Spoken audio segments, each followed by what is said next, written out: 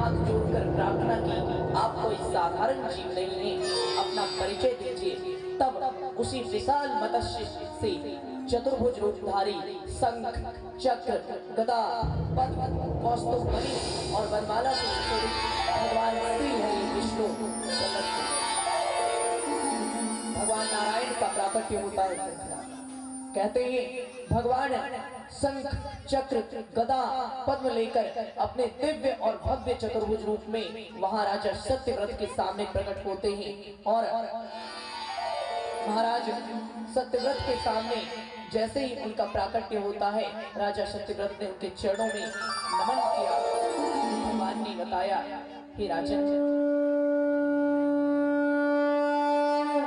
तुम मेरे महान और परम भक्त हो, इसलिए तुम्हारे कल्याण के लिए मैंने तुम्हें इस मत्स्य के रूप में अपने दर्शन कराए हैं। राजन, प्रलय काल आने वाला है, ब्रह्मा जी की रात्रि होने वाली है। इस प्रलय काल में सब कुछ समाप्त हो जाएगा और फिर से संसार की रचना होगी। इसलिए हे राजन, इस प्रलय काल में तुम समुद्र तट पर मेरी प्रतीक्षा करना। जब सब कुछ डूब जाएगा तब एक नाव मात्र बचेगी, उस नाव में सप्तऋषियों को बिठा लेना और सप्तऋषियों को बिठाकर मेरी प्रतीक्षा करना। मैं इसी मछली के रूप में समुद्र में आऊंगा, तुम अपनी नाव को मेरे विशाल शरीर से उस मछली से बांध देना। वहां तुम जो प्रश्न करोगे मैं तुम्हें उन सब का उत्तर दूंगा और तुम्हारा परम कल्याण करूंगा। इस प्रकार भगवान नारायण ने राजा सत्यव्रत को आदेश दिया और नारायण वहां से अंतर ध्यान हो गए। इसके बाद प्रलय का समय आता है, करती लगती है और जोरों की आंधी, वर्षा इत्यादि होने लगती है। समुद्र का जल उबलने लगता है, ब्रह्मांड पर मृत्यु का तांडव होने लगता है। सारी लय प्रलय में विध्वंस, जब सब कुछ नष्ट हो गया तब सारे जीव जंतु मारे गए, सारे ब्रह्मांड में हाहाकार मच गया। प्रलय यानी सब खत्म, मात्र सप्तऋषि बचे थे। सप्तऋषि एक नाव में आकर सवार हुए और राजा सत्यव्रत ने भगवान नारायण को याद किया, हे त्रिलोकीनाथ, हम सबकी रक्षा कीजिए। प्रभु, आपने जो वरदान दिया था उसके अनुसार हमें दर्शन दीजिए। तब भगवान नारायण समुद्र तट पर उसी मत्स्य के रूप में समुद्र के बीचों बीच उसी मत्स्य के रूप में भगवान नारायण प्रकट हुए।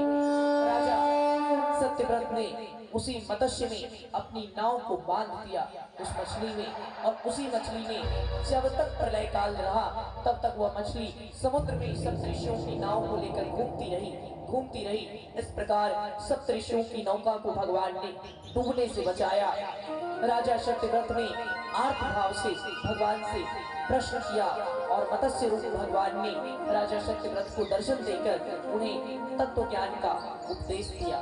सुखदेव जी कहते हैं, परीक्षित, ये कथा थी भगवान के मत्स्य अवतार की कथा। इस प्रकार मत्स्य अवतार लेकर भगवान ने प्रलय के समय सप्तऋषियों को बचाया और अपने परम भक्त राजा सत्यव्रत का उद्धार किया। इस प्रकार नारायण के अनेकों अनेक अवतार हुए और अनेकों अनेक भक्तों पर प्रभु की विशेष कृपा हुई। कहते हैं भगवान नारायण ने कपिल मुनि के रूप में अवतार लिया और कपिल मुनि के रूप में अवतार लेकर सांख्य योग का दिव्य ज्ञान सारे संसार को दिया। कपिल मुनि के रूप में अवतार लेकर उन्होंने सांख्य योग की रचना की और सांख्य योग का दिव्य उपदेश उन्होंने कर्दम जी और देवहूति के पुत्र के रूप में उन्होंने कपिल देव का अवतार लिया। कपिल मुनि के रूप में आकर उन्होंने सांख्य योग का दिव्य उपदेश सारे संसार को दिया और इस प्रकार ये उनका कपिल अवतार हुआ। कहते हैं इसके बाद भगवान ने और भी कई अवतार लिए, जिसमें से उनके एक अवतार की कथा है कि भगवान विष्णु दत्तात्रेय के रूप में प्रकट हुए। अत्रि मुनि, कहते अत्रि ऋषि थे जिनकी पत्नी का नाम था अनुसुईया। अनुसुईया जो संसार की सबसे महान पतिव्रता नारी थी। अनुसुईया के पतिव्रत धर्म की चर्चा सारे संसार में होती थी। कहते हैं एक बार की बात है, देवर्षि नारद वैकुंठ में पहुंचे। नारायण नारायण, भगवान विष्णु वहां उस समय नहीं थे।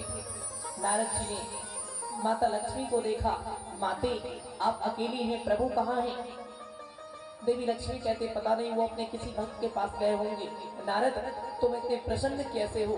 नारद जी ने कहा माते मैं संसार की सबसे महान पतिव्रता नारी का दर्शन करके आ रहा हूँ, इसलिए प्रसन्न हूँ। झगड़ा लगाना और झगड़े को छुड़ाना दोनों काम तो नारद जी का ही था।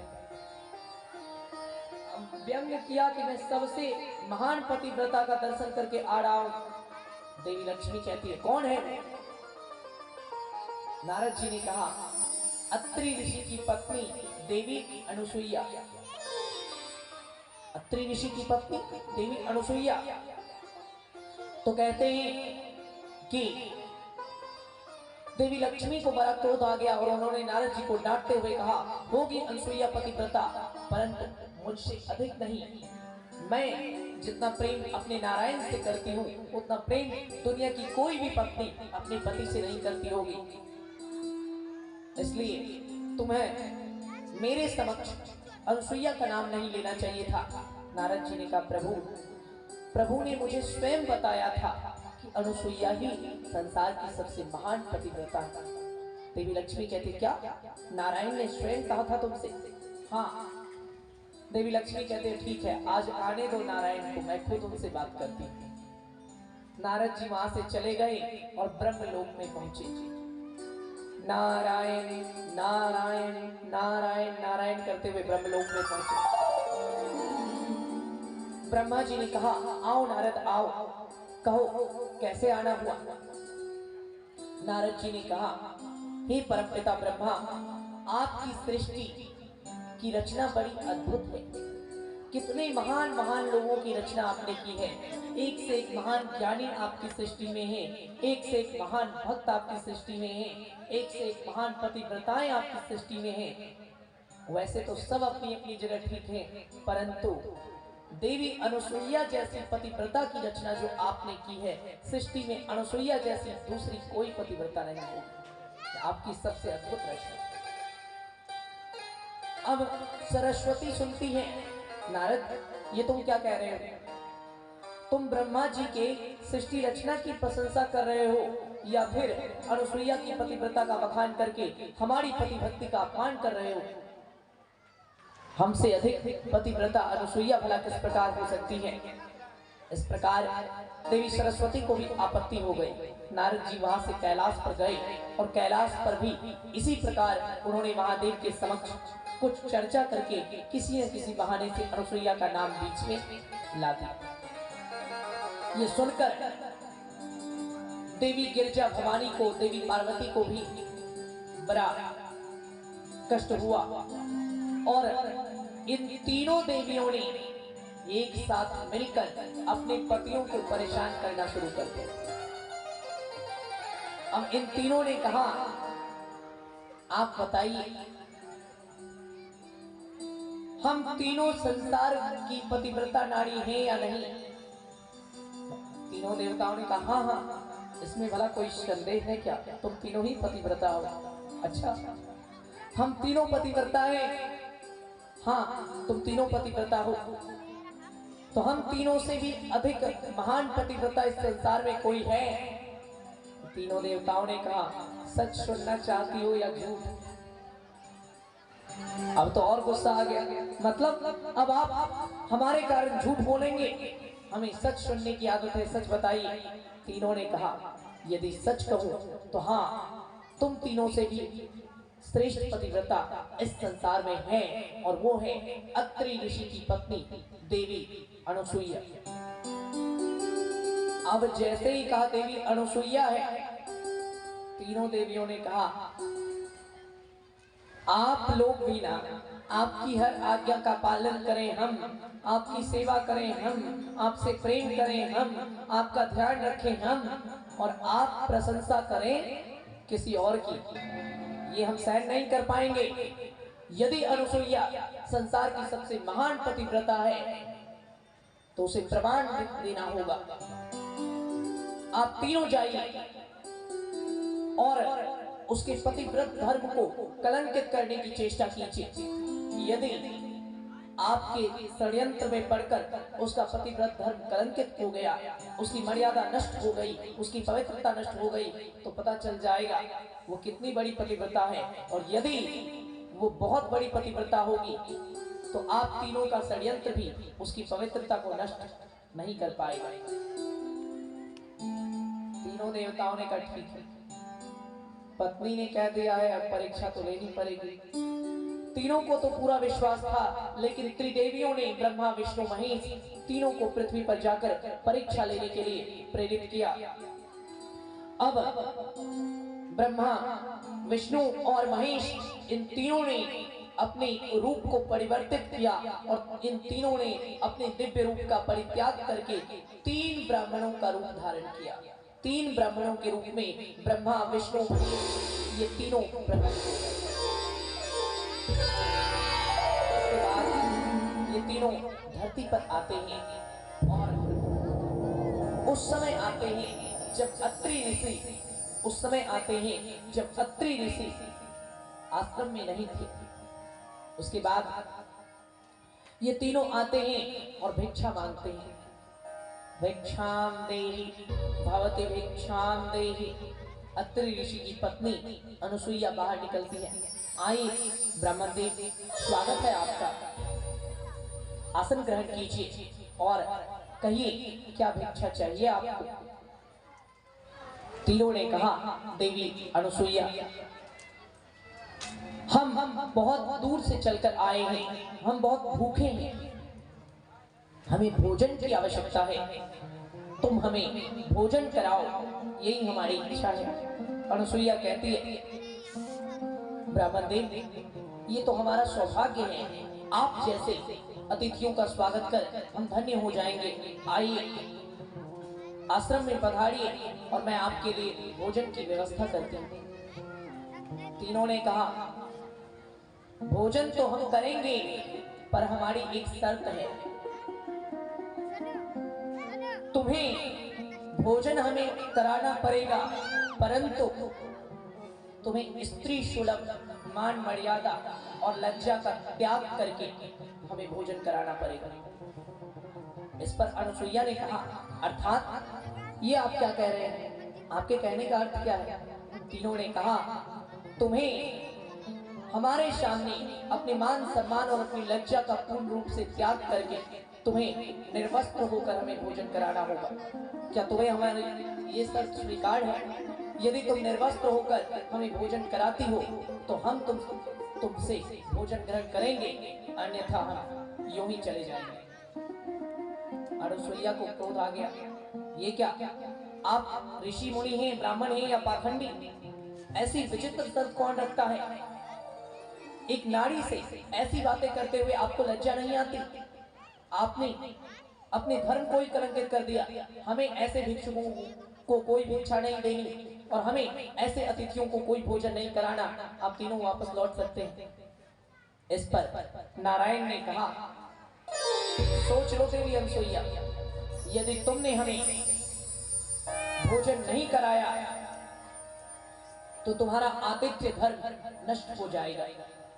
3 अतिथि तुम्हारे द्वार पर आए और तुमने उन्हें भूखे जाने दिया, ये भी तो एक आदर्श नारी की मर्यादा नहीं है।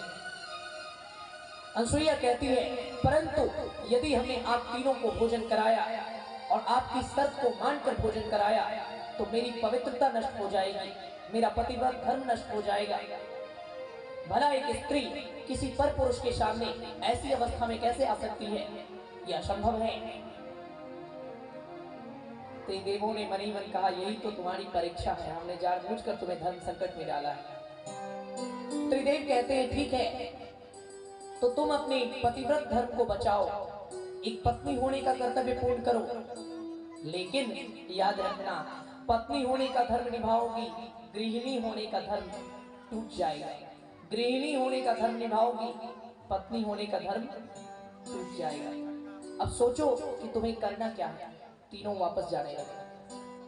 तब अनुसुईया ने अपने पति अत्रि ऋषि को याद किया और अपनी पत्नी भक्ति के दम पर नेत्र बंद करके ध्यान लगाकर देखा।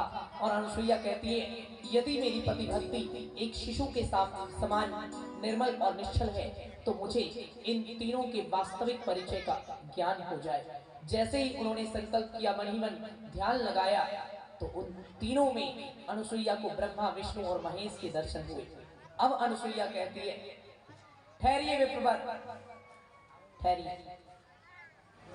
तो आप तीनों यूं नहीं मानेंगे, ठीक है, आसन ग्रहण कीजिए, हमें आपकी शर्त स्वीकार है।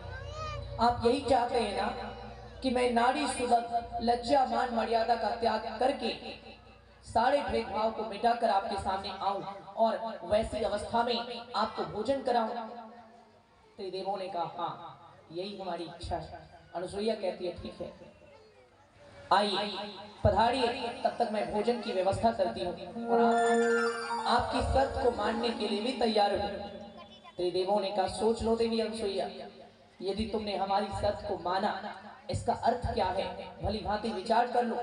यदि तुमने ऐसा किया तो आज तक जो तुम्हारा चरित्र पवित्र है वो पवित्रता नष्ट हो जाएगी, तुम्हारा पतिव्रत धर्म खंडित हो जाएगा और तुम एक कलंकनी नारी मानी जाओगी, संसार तुम्हें कलंक देगा। अनुसुईया कहती है, कोई बात नहीं, ये सब सोचना मेरा काम है, आपका नहीं, आप पधारे।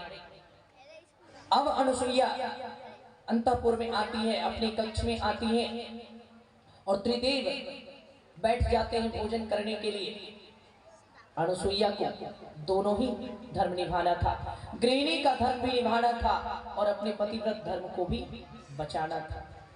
अब अनुसुईया ने विचार किया, स्त्री अपनी समस्त लज्जा और मान मर्यादा का त्याग करके केवल दो ही व्यक्ति के सामने जा सकती है, एक तो जो उसका अपना पति हो उसके सामने, या फिर दूसरे जो नवजात शिशु हो, जो अभी तुरंत जन्मा हुआ बालक, नवजात शिशु, यानी शिशु के मन में कोई पाप नहीं होता, दुनियादारी का कोई ज्ञान नहीं होता।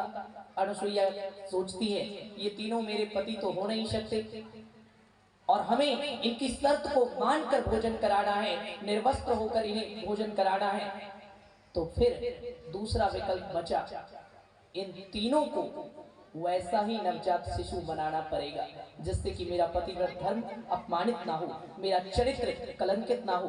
फिर अनुसुईया ने भोजन को परोसा और भोजन परोसकर अत्रि ऋषि का कमंडलू उठाया और कमंडलू को उठाकर उसने अपनी अंजलि में जल लिया। और अनुसुईया कहती है, यदि मैं मन, वचन और कर्म से केवल अपने पति को समर्पित हूँ, यदि मैंने स्वप्न में भी किसी पराये पुरुष का चिंतन नहीं किया है और यदि मेरी भावना पूर्ण शुद्ध है, मेरा आचरण पूर्ण पवित्र है, तो इस जल के छिड़कते ही ये तीनों नवजात शिशु के समान बन जाएं, ये तीनों अपने अपने वास्तविक अस्तित्व को भूलकर शिशु हो जाएं। ऐसा कहकर अनुसुईया ने उन तीनों पर जल छिड़क दिया। जैसे ही उन तीनों पर जल छिड़क दिया, ब्रह्मा, विष्णु, महेश तीनों की सत्ता समाप्त। अब ये तीनों बालक बन गए, बालक भी नहीं, एकदम नवजात शिशु, मानो अभी अभी तीनों का जन्म हुआ। अनुसुईया कहती है, अब तो तुम हमारे पुत्र हो और मैं तुम्हारी मां, तुम नवजात शिशु बन चुके हो तुम तीनों, इसलिए अब तुमसे कैसा पर्दा। अनुसुईया उन तीनों को अपनी गोद में उठाती है, अपने हृदय से लगाकर उन शिशुओं को स्तनपान कराती है, अपना दूध पिलाती है और उन्हें तृप्त करती है। इस प्रकार अनुसुईया ने त्रिदेव की शर्तों को भी माना और अपने चरित्र और अपने पत्नी होने के धर्म की भी रक्षा की। समय अपनी गति से बीतता गया। अत्रि ऋषि लौट कर आए। अत्रि ऋषि जब लौट कर आए तो अत्रि ऋषि ने देखा तीन तीन बच्चे जो कि पालने में झूल रहे थे। अत्रि ऋषि ने पूछा, देवी अनसुईया, ये तीनों कौन हैं? अनसुईया कहती है, स्वामी ये तीनों आपके पुत्र हैं। इन्हें बहुत भूख लगी थी, मैंने इन्हें भोजन करा दिया है, इन्हें अपना दूध पिला दिया है और इन्हें पालने में लिटा दिया है। अत्रि ऋषि कहते, बड़े सुंदर बच्चे हैं, मेरे इतने सुंदर 3 पुत्र हुए, इसके लिए तुम्हें भी बहुत बहुत बधाई हो। अब समय बीतता गया और इधर त्रिदेवियां लक्ष्मी, सरस्वती और पार्वती की चिंताएं बढ़ती गईं। हमने तो भेजा था अनुसुईया के पतिव्रत धर्म को कलंकित करने के लिए, और ये तीनों देवता कहाँ रह गए? नारद जी आए, नारायण नारायण। त्रिदेवियों को नारद का प्रणाम। जैसे ही कहा त्रिदेवियों को नारद का प्रणाम, अब तो तीनों को गुस्सा आ गया। नारद, ये सब तुम्हारा ही किया धरा है, यह बताओ त्रिदेव कहाँ हैं? ये तीनों कहाँ रह गए? नारद जी का माते, मैं तो नहीं जानता कि ये तीनों कहाँ हैं। हाँ, एक घटना बताता हूँ, शायद आपके कुछ काम आ जाए। जब मैं पृथ्वी पर गया तो मैंने कुछ समय पहले देखा था 3 ब्राह्मण माता अनुसुईया से भिक्षा मांग रहे थे, और जब मैं वापस लौट रहा था, जाते समय मैंने देखा 3 ब्राह्मण भिक्षा मांग रहे थे, और जब मैं वापस लौट रहा था तो मैंने देखा माता अनुसुईया के आश्रम में 3 बच्चे पालने में झूल रहे थे। अब आप खुद सोच लीजिए कि इन दोनों में कोई सामंजस्य, इन दोनों घटनाओं में कोई सामंजस्य हो सकता है या नहीं? त्रिदेवियों ने कहा, इससे अधिक कुछ बताओ। नारद जी ने कहा, इससे अधिक कुछ नहीं पता, अब मैं चलता हूँ, मेरा काम हो गया। ये कहकर नारद जी वहां से अंतर्ध्यान हो गए। अब त्रिदेवियां चिंता में पड़ जाती हैं, कहीं उस अनुसुईया ने हमारे पतियों को बालक तो नहीं बना दिया।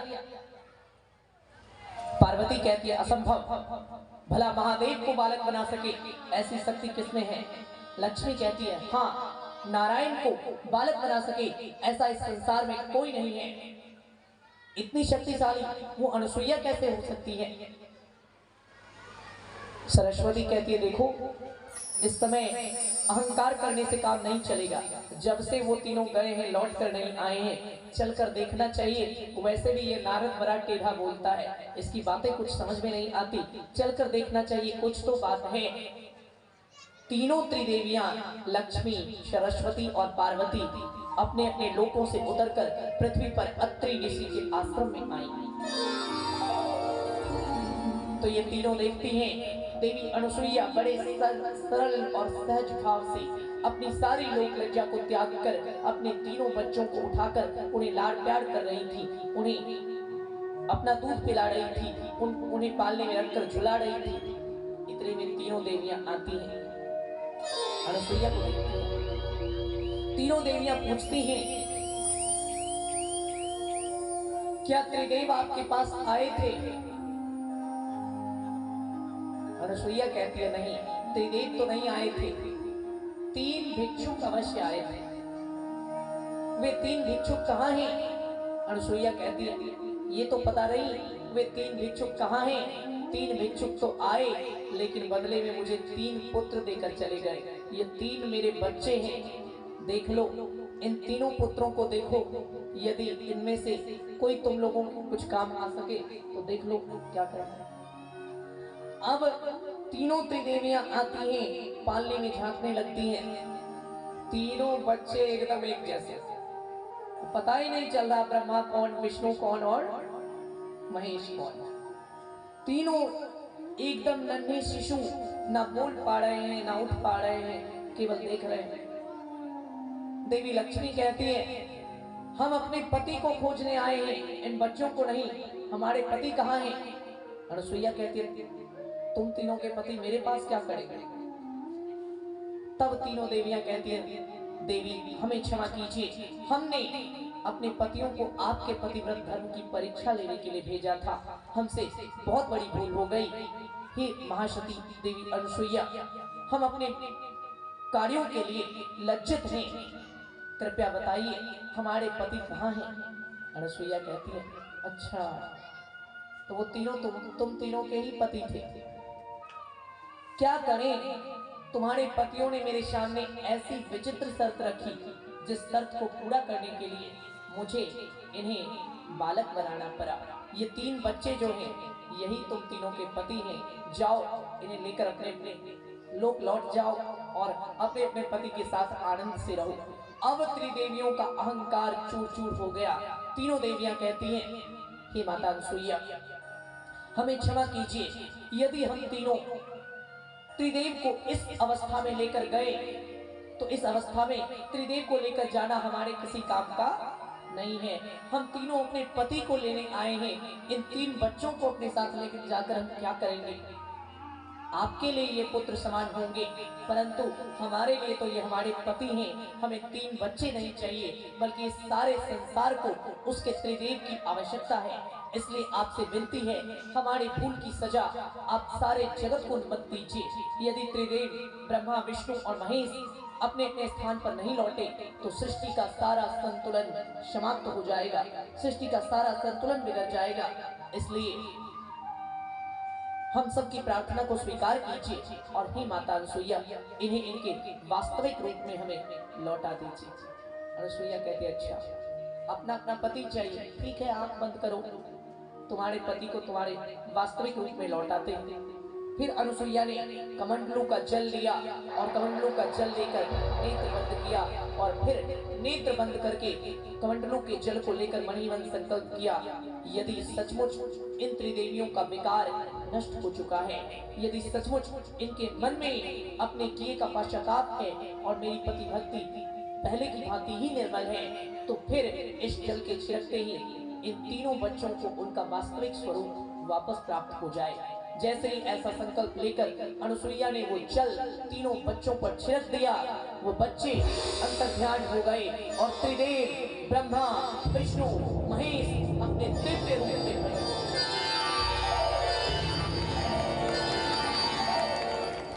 त्रिदेवों का प्राकट्य होता है। अब त्रिदेव को देखकर अत्रि ऋषि और देवी अनसुईया ने उन तीनों को नमन किया। हे जगत के रक्षक, हे जगत के पालनहार, हे जगत के रचनाकार, हे जगत के संचालक, हे जगत के संधारक, आप तीनों को अनसुईया का प्रणाम। प्रभु, आपने यहाँ आकर मेरी पतिभक्ति का मान बढ़ाया है। हे त्रिलोकीनाथ, इस तुच्छ की दासी को आपने इतना मान दिया कि मेरे एक संकल्प पर आप तीनों बालक भी बन गए। भगवान आपकी जय हो। भगवान ने कहा, जय हमारी नहीं, जय तुम्हारी है देवी अनसुईया, तुम जीत गई, हम तीनों हार गए। वास्तव में तुम्हारी परीक्षा लेने की मेरी कोई मनसा नहीं थी। हम अपने भक्तों की परीक्षा शंका भाव से कभी नहीं लेते। केवल लक्ष्मी, सरस्वती और पार्वती, इन तीनों के मन के संदेह को दूर करने के लिए ही हमने ये लीला की थी। देवी अनसुईया, जब तक ये संसार रहेगा, तुम सबसे महान पतिव्रता के रूप में इस संसार में जानी जाओगी। तुम्हारी पतिभक्ति की बराबरी संसार की कोई पतिव्रता नहीं कर पाएगी। हम तीनों तुम पर प्रसन्न हैं, इसलिए तुम्हें वरदान देना चाहते हैं। कहो, तुम्हें क्या वरदान चाहिए? देवी अनसुईया कहती है, हे त्रिदेव, हे जगत के संचालक, पालक एवं संहारक, हे प्रभु, यदि आप तीनों मुझ पर प्रसन्न हैं तो मुझे अपनी माता होने का सम्मान दीजिए। मैंने आप तीनों को बालक बनाकर अपने स्तनों का दूध पिलाया है, इससे मातृत्व की भावना मेरे अंदर जाग गई है और अब तो मुझे आप तीनों ही अपने पुत्र के रूप में चाहिए। तीनों त्रिदेव ने कहा, तथास्तु, ऐसा ही होगा। हे देवी अनसुईया, हम तुम्हें वरदान देते हैं कि हम तीनों ही तुम्हारे घर पुत्र के रूप में प्रकट होकर तुम्हारा मान बढ़ाएंगे। और अनसुईया को दिए गए वरदान को पूरा करने के लिए भगवान विष्णु ने दत्तात्रेय के रूप में अवतार लिया। अनसुईया को दिए गए वरदान को पूर्ण करने के लिए भगवान नारायण खुद दत्तात्रेय बनकर आए। ये था भगवान का दत्तात्रेय अवतार। बोले प्रेम से भक्त और भगवान की जय। तो इस दौर में कुछ हाजिरी है। आपने जगदीश सिंह मजलिसपुर से 51 रुपए की हाजिरी है। अब हैं बिट्टू, सोनी, रौनक एवं दादी जी।